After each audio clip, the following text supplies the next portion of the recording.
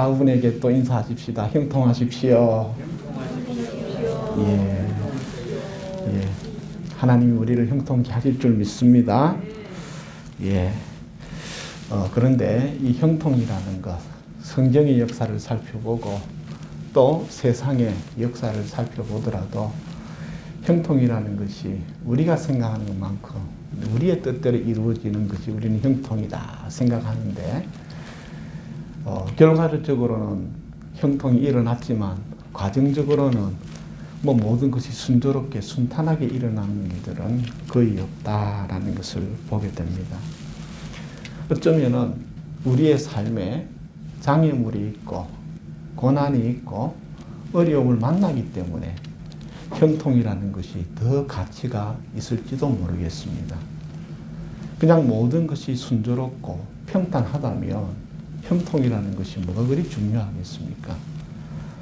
그러나 우리가 노력한 만큼의 대가가 돌아오지 않고 우리가 수고한 만큼의 열매가 거둬지지 않을 때 우리의 삶과 마음은 답답하고 힘들지만 그럼에도 그 모든 일들 속에 결과적으로 베푸신 하나님의 크신 은혜를 바라볼 때 이 형통이란 비밀이 우리에게 값지게 다가오고 또한 이 세상에 우리의 능력과 우리의 재능의 한계를 넘어서서 그 모든 것들 우리가 감당할 수 없었음에도 불구하고 우리가 좌충우돌하며 때로는 흥분하고 때로는 어리석은 선택을 하며 고집부리며 살아갈지라도 그래도 하나님께서 모든 것을 합력하여 우리에게 살아갈 하루하루 주신 은혜들을 생각해 보게 되는 것입니다.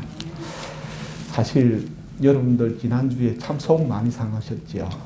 저도 참 속 상합니다. 쇼트트랙에서 그죠? 우리가 금메달을 2개나 놓쳐버렸단 말이에요. 그런데 엄연히 따지고 보면 전 세계 사람들이 다 이것은 잘못된 판정이다라고 이야기할 만큼 이 중국의 편파 판정이 전 세계 지금 도마 위에 올라 있는 것을 보게 됩니다. 더욱이 지금 우리나라뿐만 아니라 우리나라가 당한 우리나라 선수가 당한 이 어려움들을 전혀 자기 나라가 아닌 미국이나 유럽이나 또 다른 아시아 국가들 이런 국가들이 우리나라의 억울함을 대변해 주면서 중국의 잘못된 오심을 도마 위에 올려놓고 있는 것이죠. 그러면서 점점 중국은 금메달 하나를 더 가져갔는지는 모르겠지만 전체적으로 봤을 때에는 전 세계가 이 중국 혐오가 점점 심해지므로 다른 부분에서 상당히 어려움을 겪는데 특별히 중국이 외교적인 분야에서 상당히 지금 어려운 위치에 속해 있음을 말하고 있습니다. 사실 지금 중국을 가만히 보면 미래가 없음을 보게 됩니다. 물론 당장을 보면 중국이 막강한 힘을 가지고 있고 또 심지어는 전 세계의 여러 단체와 기관들 쉽게 말하면 올림픽 IOC를 돈으로 매수해서 장악하고 자기가 원하는 대로 심판관들조차 휘저을 수 있는 막강한 힘을 가지고 있는 듯 하나 이것이 어느 정도 도가 지나고 시간이 흐르게 되면 다시 자신들에게 부메랑으로 돌아와서 어려움을 처하게 될 것임은 자명하기 때문입니다. 그러면서 우리는 깨어 있어야 할 부분이 제가 간간히 지난번에 말씀을 드렸던 것처럼 중국의 이 역사 공정과 문화 공정은 우리 한반도의 입장에서는 좌시할 수 없는 문제입니다. 그냥 넘어갈 수 있는 문제, 앉아서 가만히 지켜보고 있을 수 있는 문제가 아닙니다. 지금 이제 한복도 자기들의 것이라 그러지만 그들이 지금 펴내고 있는 여러 가지 그들 아이들에게 가르치는 그리고 전 세계 외교적으로 펼치고 있는 여러 가지 것들을 보면 아시아의 문화 전체를 한족의 문화로 둔갑시키고 있습니다. 그러면서 시진핑이 속한 이 한족, 사실은 중국의 14억 인구 중에 한족은 그 인구가 그리 많지 않습니다. 수많은 다민족 국가로 형성되어 있는 중국인데 한족을 중심으로 하여 모든 역사가 펼쳐지고 한족 우월주의를 이야기하고 그리고 심지어는 십수년, 약 20여 년 동안 시진핑이 장기 집권하면서부터 중국의 학생들에게 중국의 애국주의를 심어주어서 지금 중국의 20대, 30대는 중국몽이라는 그 이상한 시진핑이 만들어 놓은 애국주의에 휩쓸려서 정말 자기들이 모든 것의 세상의 중심인 것 마냥, 그리고 이제 서양의 패권을 넘어서 중국이 세계의 중심이 된 듯한 생각을 가지고 살아가게끔 오도하고 있다는 사실이죠.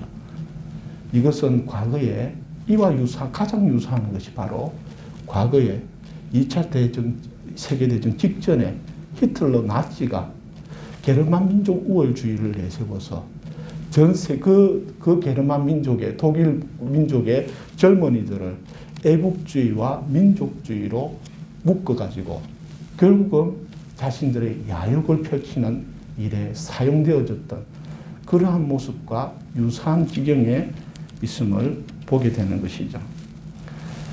그러면서 지금 가만히 생각해 보면 앞으로 10년, 20년 정도는 중국이 힘을 발휘할지는 모르겠습니다. 그러나 이 중국의 독재의 상황은 이미 정도를 넘어섰고 우리가 역사를 통해서 알고 있듯이 강력한 전제 군주의 그 권력 앞에서는 모든 것이 벌벌 떨고 있지만 그 전제 군주가 이 역사에서 사라지게 될 때 여러분 오합지졸이 되고 사분오열되는 역사들을 보면서 우리가 차분히 이 모든 일들을 지혜롭게 잘 대응해 가야 함을 보게 됩니다.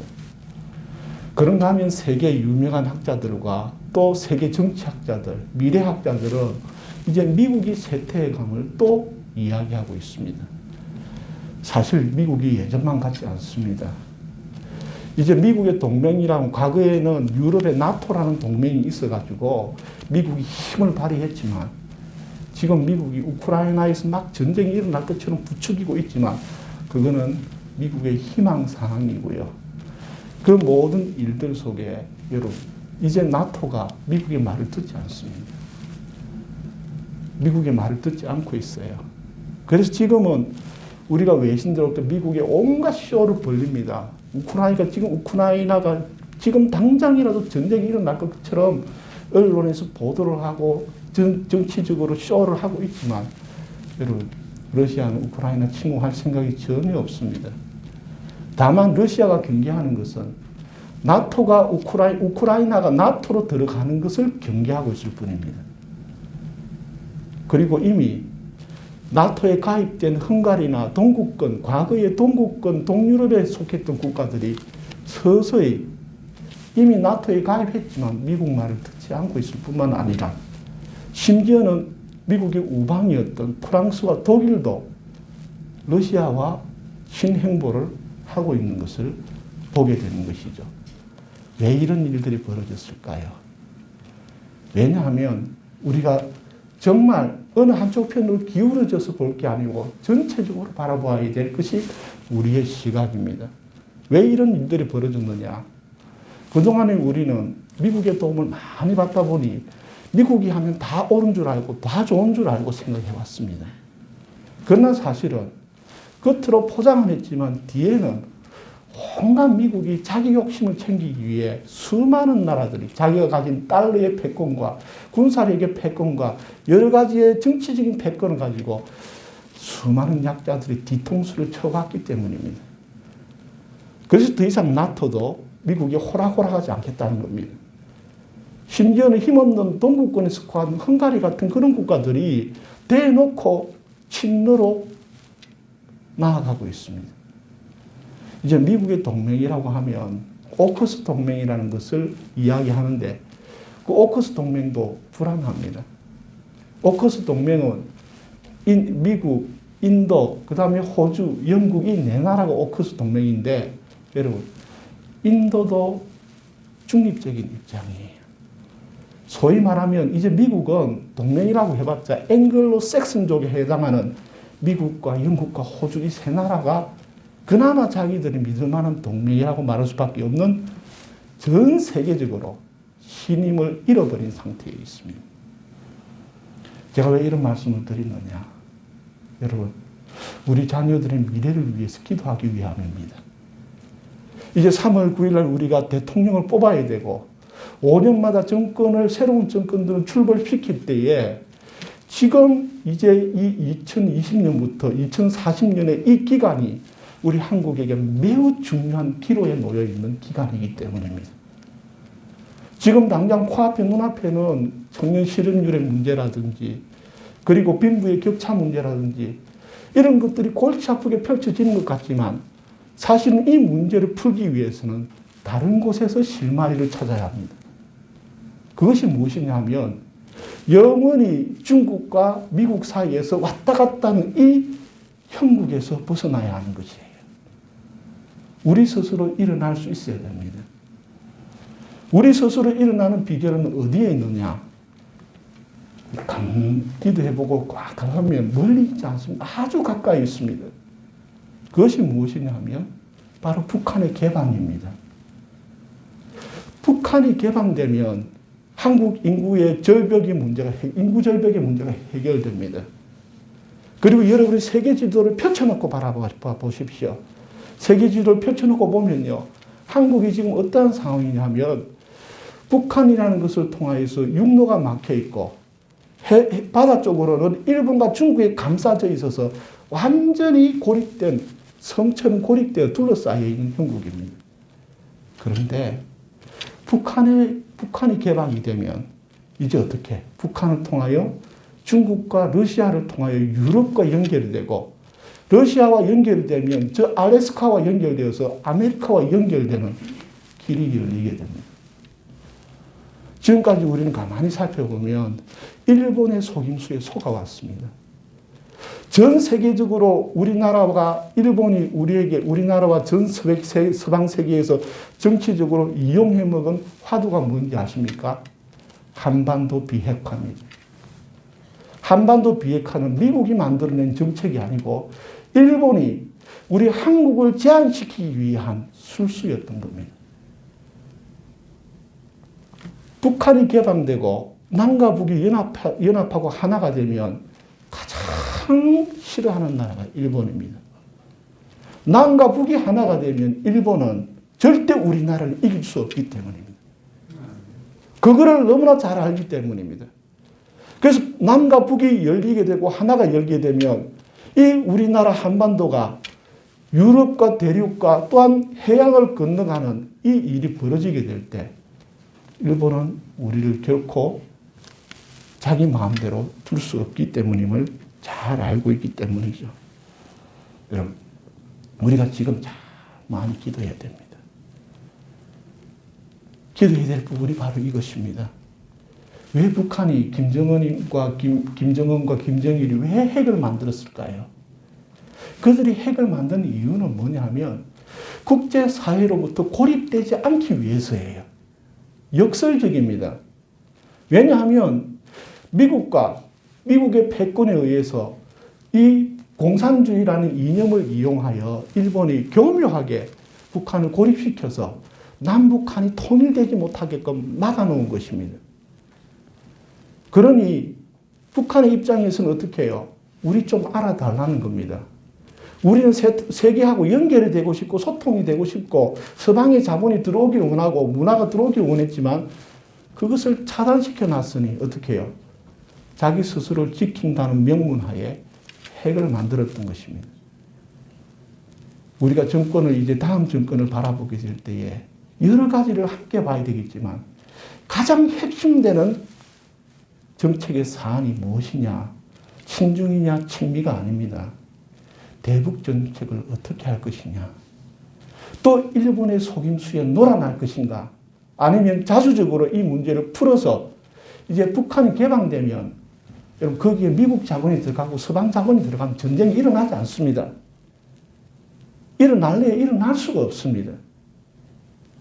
그래서 남과 북이 하나가 되면 우리나라 남한에 있는 여러 가지 산적해 있는 여러 가지 문제들이 자연스럽게 하나하나 풀어질 수 있는 실마리가 거기에 있다라는 것입니다. 정말 우리 자녀들을 위해 기도해야 됩니다. 우리 다음 세대를 위해 기도해야 됩니다. 우리 한국의 미래를 위해서 기도해야 됩니다. 어제 잠깐 밤에 지나가는 뉴스, 자막 뉴스를 보니까 놀라운 걸 발견했어요. 몇 달 전부터 새만금에 국제공항이 들었을 거다라는 소문은 들었습니다. 미국의 언론에서나 그리고 한국의 어떤 이 국회에 속한 언론, 정보들 속에서 새만금의 국제공항이 세워질 거다라는 되었으면 좋겠다라는 청사진을 이야기했는데 조기 착공한다는 뉴스가 어제 자막으로 떴습니다. 이 새만금의 국제공항이 생긴다는 건 앞으로 한번 바라봐 보십시오. 미국에 어마어마한 자본이 들어온다는 이야기입니다.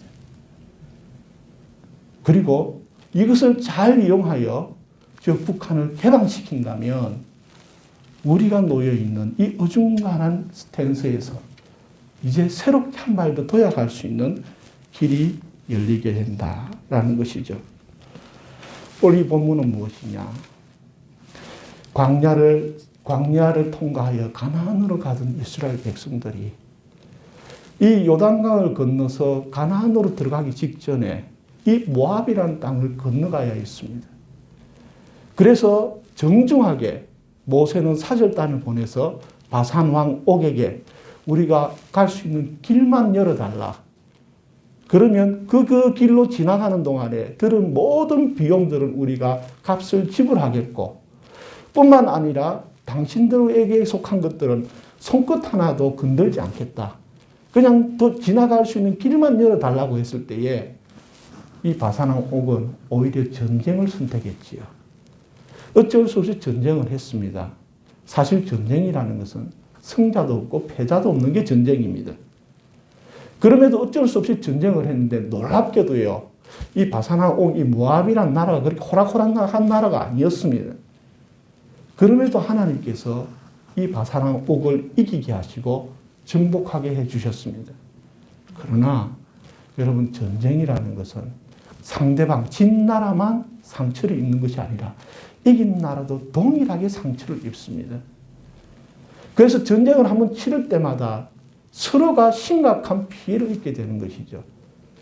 이 바산왕 옥을 이기긴 이겼지만 이제 가나안에 들어가게 되면 이 바산왕 옥보다 훨씬 강대한 가나안 7족속들 여호수아에서 읽어보면 여리고성 정탐 이야기가 나오듯이 40년 전에 이스라엘 백성들은 이 여리고성 가나안 정탐을 하고 난 다음에 그들은 도저히 이길 수 없다라는 결론을 내렸던 것처럼 이제 건너가게 되면 그들과 숱한 전쟁을 벌여야 되는데 이 일을 어찌할꼬.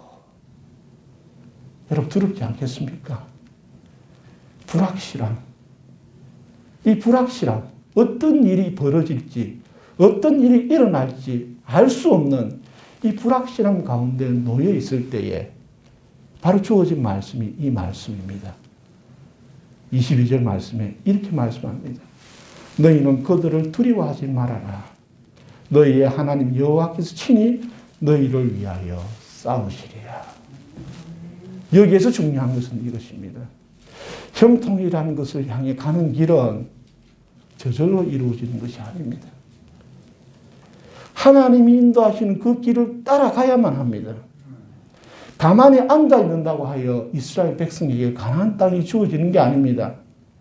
전능하신 하나님이 가나안 땅을 약속하셨다 할지라도 움직이지 않고 가만히 앉아 있는 자들에게는 그 약속은 이루어지지 않습니다.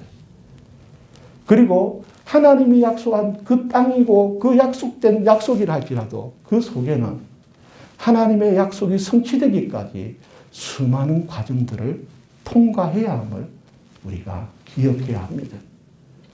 눈앞에 보이는 것들로 인해 놀라지 마십시오. 내 앞에 벌어지는 현상들과 사건들로 인해 우리 마음을 녹이지 않으시길 바랍니다. 오늘 우리가 믿어야 할 부분은 바로 하나님이라는 겁니다.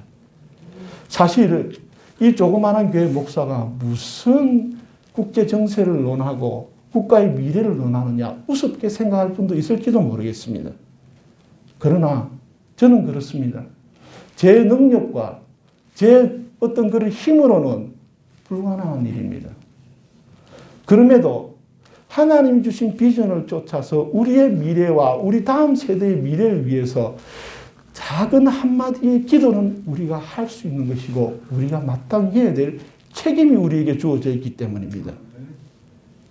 결과는 하나님이 내십니다. 그러나 우리가 믿음으로 행동은 우리가 해야 합니다. 우리가 믿고 우리에게 주어진 첫 삽을 한 삽의 삽을 뜨면 나머지는 하나님이 알아서 하실 것입니다.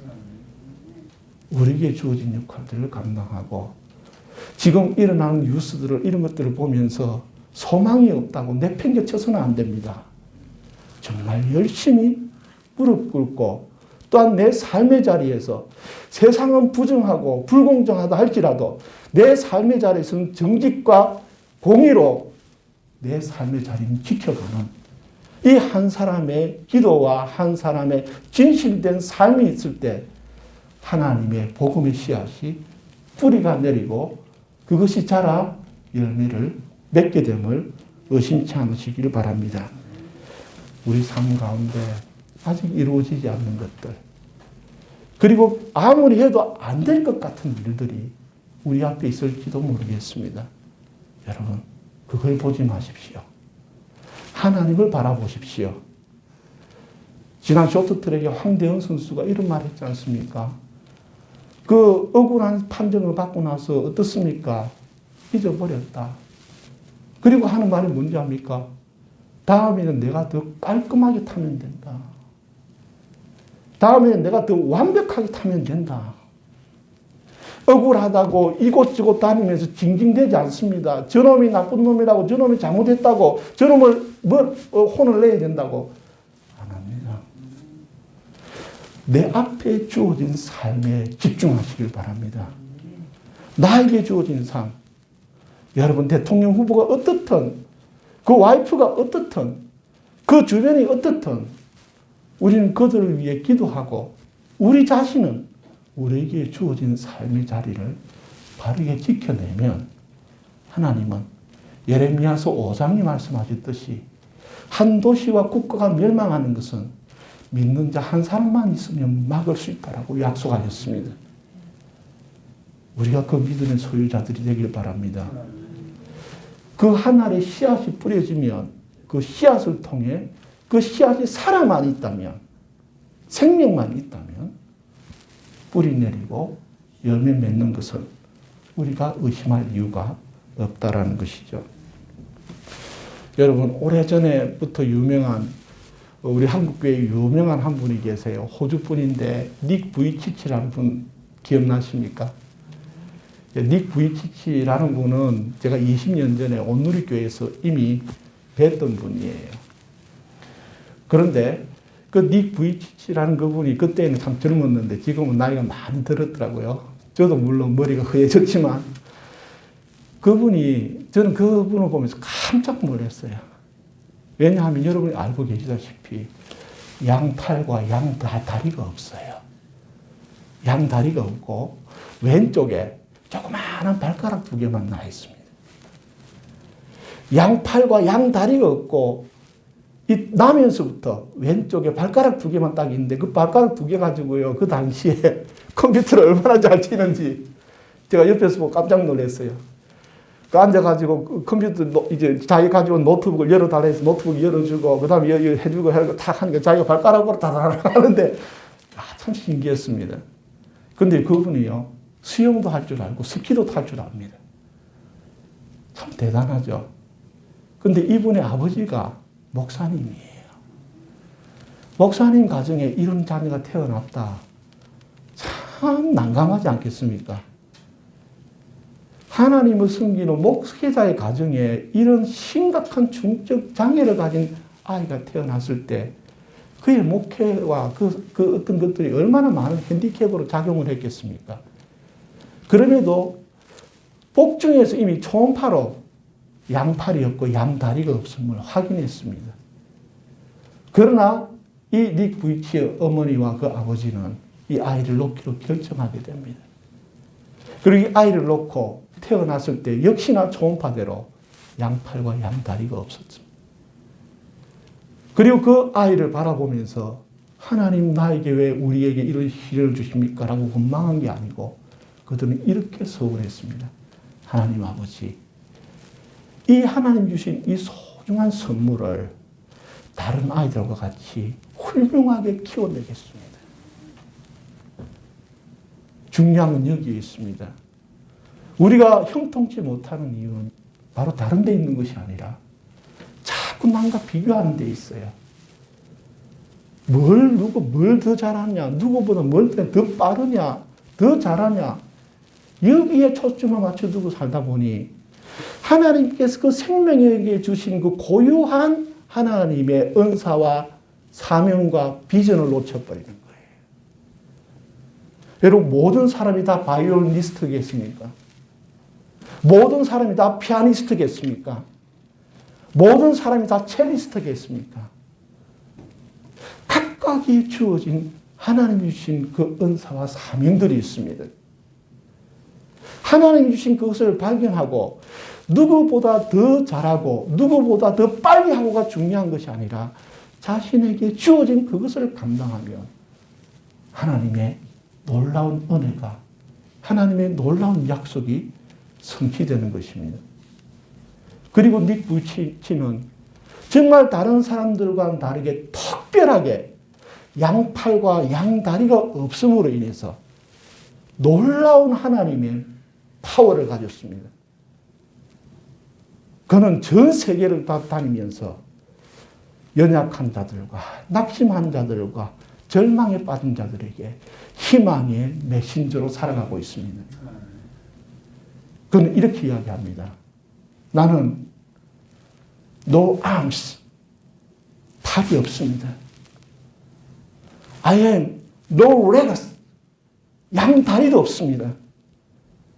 그는 이야기합니다. Yes, I am no arms, no legs, and no worries라고 이야기합니다. 양팔도 없고 양다리도 없지만 그리고 나에게는 걱정도 없다라는 것입니다. 왜? 하나님이 살아계심을 체험하고 있기 때문입니다. 하나님을 신뢰하십시다. 여러분, 우리가 가던 길에 장애물을 만날 수도 있습니다. 방해물을 만날 수도 있습니다. 억울함을 겪을 수도 있습니다. 그러나 그 장애물과 방해물과 억울함에 매여 있지 마십시오. 오늘 우리는 다시 한 번 더 하나님을 바라보길 바랍니다. 오늘 나에게 주신 삶을 감사하고 기뻐하고 소중히 여기십시오. 고난과 장애가 없는 삶이 형통한 삶이 아닙니다. 수많은 고난과 장애가 있다 할지라도 지금 나에게 주어진 자기 자신의 삶과 그 책임을 완수해내는 삶이 바로 형통한 삶입니다. 지금 일어나는 사건으로 인해 하나님을 의심하지 마십시오. 내일의 삶에 대한 염려하거나 두려움으로 하루를 보내지 마십시오. 하나님은 어떠한 경우라도 우리를 형통케 하실 것입니다. 하나님이 나에게 주신 그 길, 지금 내가 오늘 살아가야 할 그 길을 걸어가는 믿음을 멈추지 마십시오. 기도드리겠습니다.